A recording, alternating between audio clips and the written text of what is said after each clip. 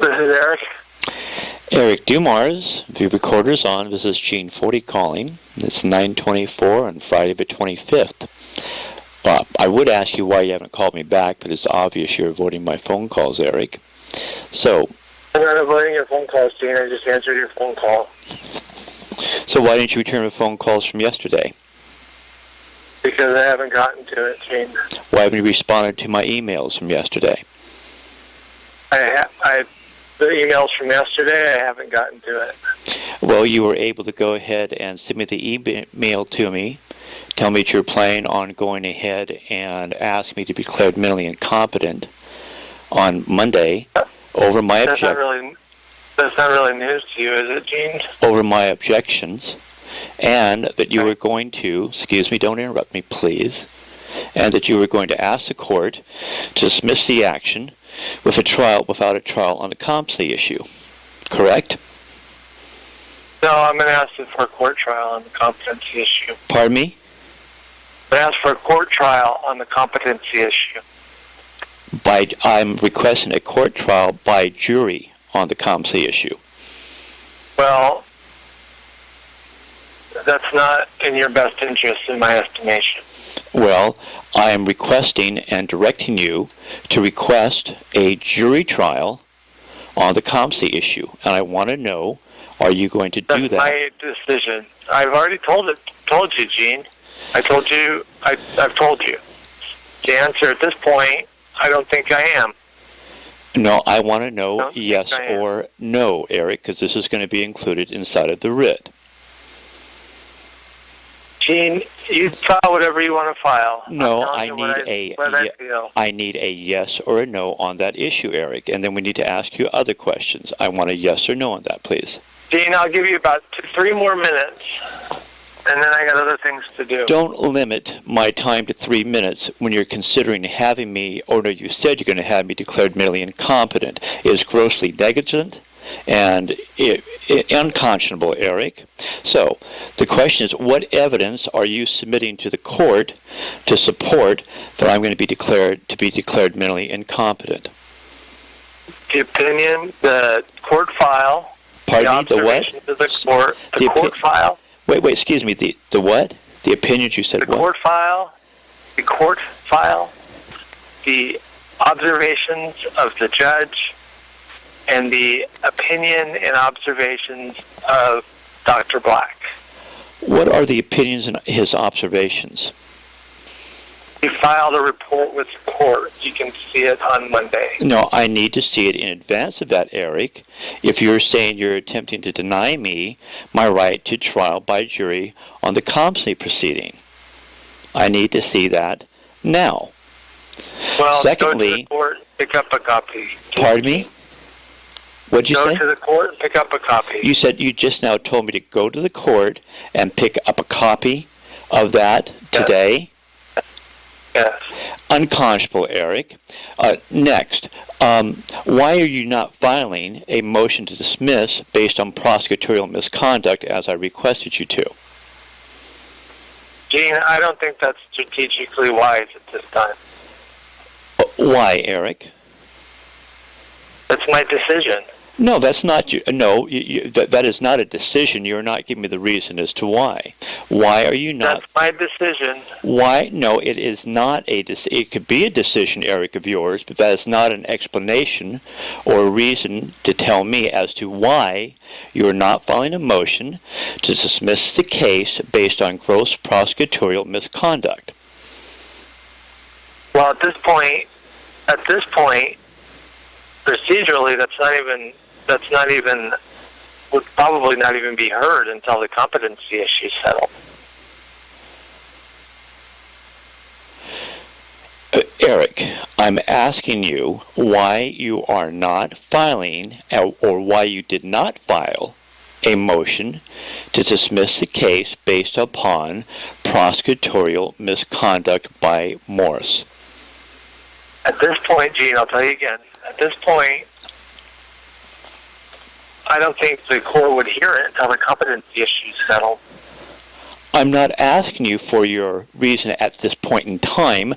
I'm asking you as to why, prior to you requesting me to be declared mentally incompetent, that you did not... Go ahead and move on. If you have any other questions, let me know. I do have the question, so please do not hang up the phone on me, Eric, because this conversation and this recording is going to be submitted to the appellate court. So I'm asking you again, why did you not file a motion to dismiss this case based upon prosecutorial misconduct by Morse? I haven't decided that it was warranted yet. Excuse me, you said you decided it is not warranted as of yet, but why did you file a motion to declare me incompetent based upon no evidence whatsoever? The court made no observations inside of its record on its own at any point in time stating that it observed that I had any reasons for it to suspect that I was mentally incompetent.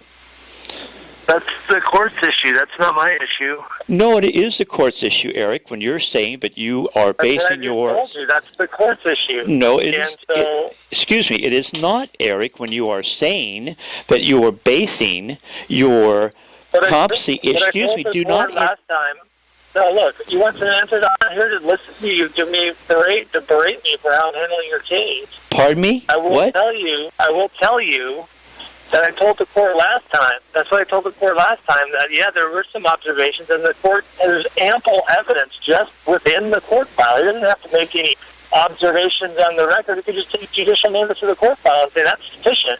That is not... That's obviously sufficient, Dean. That is not... And any appellate court that I am familiar with is going to uphold the finding just based upon what's in the court file. Eric, what are you submitted 600 Eric, pages. Most of it is delusional, Gene. Most of it is completely delusional. According to who, Eric? According to reality, Gene. According to reality. Eric, it is well established that a person cannot be declared mentally incompetent even if he has delusions that his public defender is working in league with the prosecutor. That is specifically according to rules. That is specifically according to Bench Guide 63 of the California Superior Court guidelines. So, no, what you are saying is totally incorrect. And I'm asking... Pardon me? I don't agree with you. I don't care if you agree with me or not, Eric. That's not the point. I'm telling you that according to California Bench Guides 63, you can look and find as to the reasons as to why an individual cannot be declared mentally incompetent, specifically because he has delusions or is paranoid that his public defender is selling him out or is in league with the prosecutor. So, yeah, but it goes beyond that, Gene. It goes beyond to whether or not you have a mental disease or defect that prevents you from participating in the preparation of your defense. So now you're saying I have a mental disease that has been, affirmed and categorized by Dr. Black without him meeting me? What happened? I'm going to ask the judge to make that finding. That's the judge's role. That's not my role. That's not Dr. Black's role. That's the judge's role. What happened to Dr. Neufeld? I had never gone... Dr. Neufeld called me one day. He said he wanted an appointment. I said, I will tell you. I let you know when Dr. Neufeld wanted to meet you, and you emailed me back and said, no, you're not going to meet him on that day. I would not meet on a Sunday. You gave me... I have not talked to Dr. Neufeld after that, and so that's what Dr. Neufeld, that's what happened with Dr. Neufeld. You requested on a Thursday if I would be available for an appointment with Dr. Neufeld on a Sunday. I don't know if you go to church, Eric, or not, but I do. And I certainly am prohibited from having to attend a mental evaluation with a Dr. Neufeld on a Sunday afternoon, only because you asked it to be done? That's fine, Gene. That's your decision. No, it's not only my decision, it's my right, Eric. So you're now saying you're that... right. That's your decision. That's fine. No, Eric, what I'm asking again is that you have not told me, except in a vague generality term, that you're going to ask the court to declare me mentally incompetent without a jury trial over my objection based upon some nebulous matters that you say are contained within the files that have been filed with the court, where nowhere at any point in time did Judge Cato himself say or make any address to, hey, gee, this challenge recalls by Mr. Forty says that Mr. Leon Panetta is involved in manipulating this thing. Gee, Mr. Dumars, that's kind of strange. Do you think he's mentally incompetent? He didn't ask you that question. He never made any... You didn't have to, Gene. Of course he has. Of course he is required to, Eric.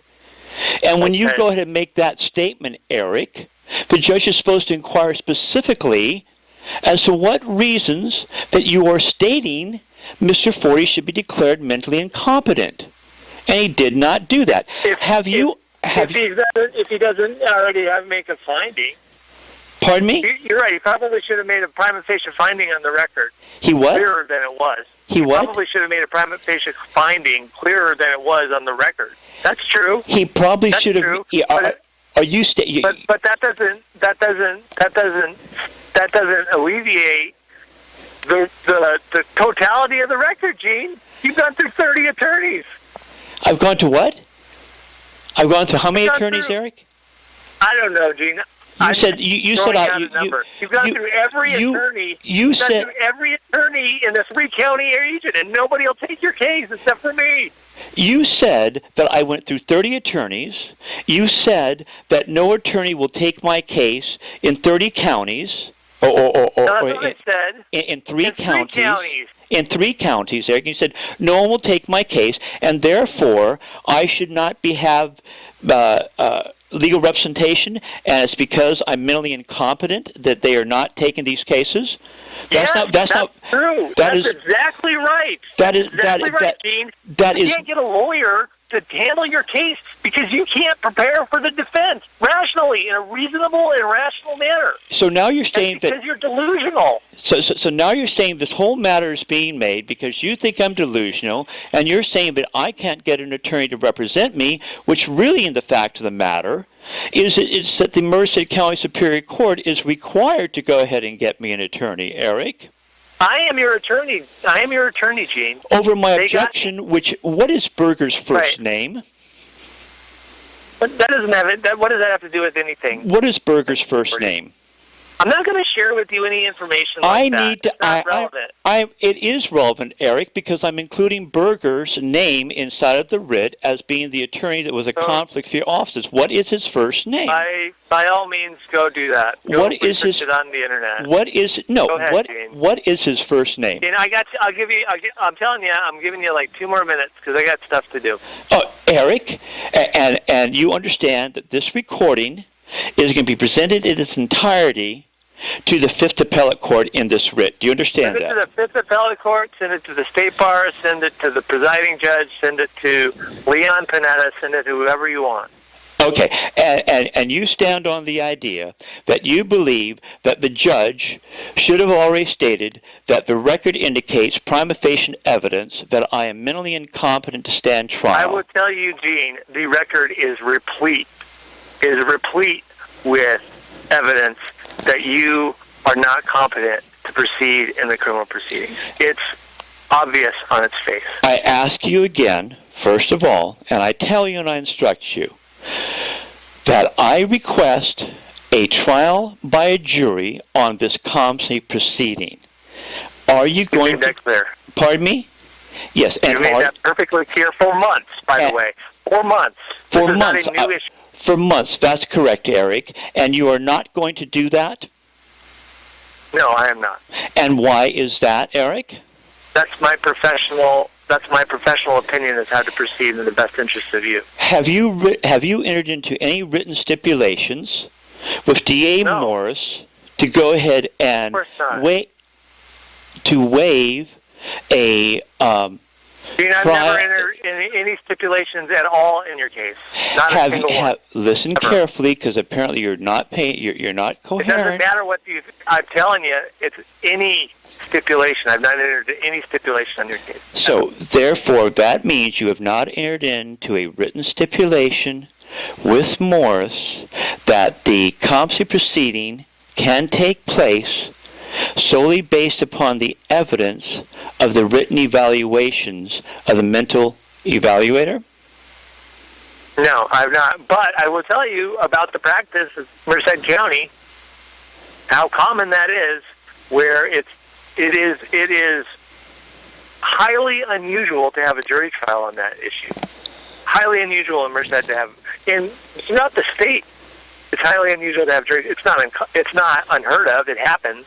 I think it happened in the past 5 years. It's probably happened in Merced twice. I know I am only aware of one time. It's probably happened twice, but I know for sure it's happened once.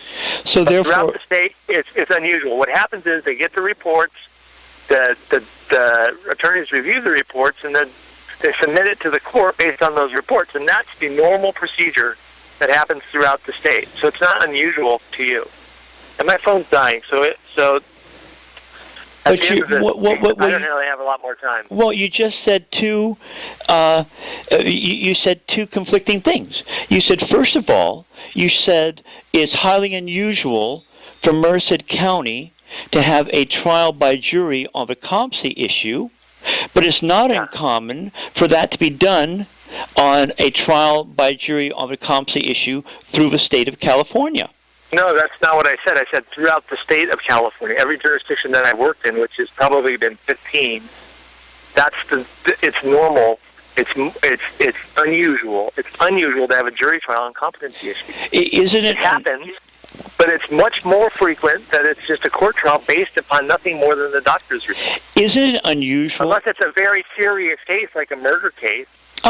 Isn't it unusual, Eric, for a defendant to be declared mentally incompetent, to be requested to be declared mentally incompetent by his own counsel, when the defendant... No, that's not unusual. Excuse me. That's not unusual at all. Excuse me. When the defendant is not incarcerated and has been actually participating in the community and his life for the past 4 years since the charging of it? Your case is unusual in itself, Gene. What makes my case unusual in itself? The court file, Gene. What you've done for the past 3 years on your case is completely unusual. You're saying that the court... Out of the normal. What is out of the normal, Eric? I have never gone ahead and requested dismissal of any attorney that represented me except for Larry Cole. Every other attorney has gone ahead and, due to it conflicted out, unbeknownst, without any declaration stating as to the reason why they did. Okay. So where is it that I should be declared mentally incompetent based upon the attorneys going ahead and conflicted themselves out without saying, well, I'm doing this because Mr. Forty is crazy? Okay, you figure that one out, Gene. No, I'm not asking. Don't be sarcastic by telling me to figure that one out, counsel. I'm asking you specifically for that answer, because I'm sure the appellate court would like to hear the answer to that question. I'm sure they'll look at it, Gene. You're sure we're going to look at what, Eric? You're counting on the fact that... I'm sure they're going to look at your case. I'm sure they're going to look at your case. Yeah. So Eric, you're planning on actually having a competency trial on Monday. That would be my preference, yeah. Okay. And I am, if that's based upon that, I am permitted to subpoena people on my behalf and testify myself, and you, by the way, my little fine-feathered friend, are prevented from giving testimony at that trial. I'm not intending to give testimony, and you absolutely have a right to testify. I testify object. In whatever manner you are able to. I object to the matter of this competency trial being sprung on me on a Monday. It's not being sprung on you, Gene. Of course it is. When did you give me notice of this, Eric? When did you give me notice? About this for not. When did you? I gave notice of this to you the day I got Dr. Black's report. The day I got it. The day. Okay, then forward to me the doctor's report by Dr. Black. I'm not in the office today, Gene. Then have your secretary forward that document to me, Eric, immediately. You can see it on Monday. Pardon me? No. No. Telling me that you're going to have a trial on Monday, and at that time you're going to simply present to me the evidence that you're going to be requesting the court of to go and declare me mentally incompetent is certainly not any type of notice or of the trial or adequate notice for me to be able to prepare for the defense of that, Eric. Do you understand that? I'm preparing for the defense of it. You can do whatever you're going to do. You're preparing for the defense. I'm preparing for the defense of your case. I'm trying to get your case dismissed, and but for the fact you got arrested in December, probably would have got dismissed. And now, I'm still hoping it's going to get dismissed. I still want the thing thrown out. Eric, that's what I'm trying to do. I do not want... Out of court. I don't want it in court. I don't want it in court. I want your case to go away. I do not want... It's done. This case should be dismissed. The case should be dismissed based upon prosecutorial misconduct, not by actions by me, Eric. That's your opinion, Gene. No, that is my... I'm doing everything I can to get your case dismissed. Okay? You did what? I don't want you to pay fines. I don't want you to go to jail. I don't want you to be on probation. I don't want any of that to happen for you. That's what I'm doing. Eric, no, what you're doing is, on Eric... your behalf. No, Eric, what you're doing is you are not following my instructions, which specifically I don't have to follow your instructions, Gene. Yes, you do need to follow my instructions if they are... It would be malpractice for me to follow your instructions. It would not be malpractice for you to follow my instructions that are reasonable instructions. My instructions... I'm trained on that, and I have an opinion on that, and I'm following my training and my opinion, and I'm not following your instructions because they're unethical. What is unethical about my instructions about requesting you to file a motion for gross prosecutorial misconduct? All right. What is it? I'm not going to go into it. I'm not going to go into everything that you've asked me to do for the course of the past year. No, Eric, I'm just asking. This past year, Eric, you have not done literally. You have literally not done one thing since here you go. Since you became representing me over my objection in May. Have you ever listened to the tape-recorded conversations of D.A. Larry Morris when he said he could not file the case? Yes or no? Gene, you know I have. No, I don't know you have. I'm going to hang up the phone now because I have to go do some things. Eric, you have to... I will see you on Monday. I am requesting for you to go... half an hour. What? So what, Eric? You were dealing with my entire life here, Eric. And no, you're not... I am dealing with 2 misdemeanor cases of yours. You're dealing with 2 misdemeanor cases that have been pending for 4 years, not due to me, but because of a dilatory prosecution by Larry Morris, that you are aiding and abetting and trying to have him escape prosecutorial misconduct charges because you want to, Eric.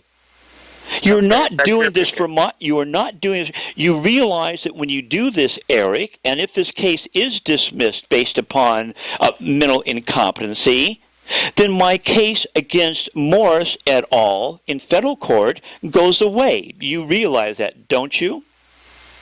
I don't. That is not something that is my primary consideration right now. Oh, it is a primary consideration, and you are also aware when you state... If you're mentally incompetent in state court, that's your federal case. There are things that happen in your federal case that there's a conviction, but your federal case against Pickenich is kind of independent of nearly all the charges that are in this case. If Pickenich slammed your head into the door because he thought you were being a jerk or uncooperative after all of this happened, then that's independent.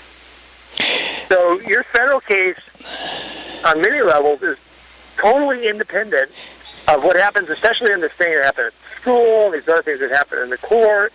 The only thing is that there's going to be this whole compilation of your conduct that is going to go into how Pickenich reacted when he apparently slammed your head into the door.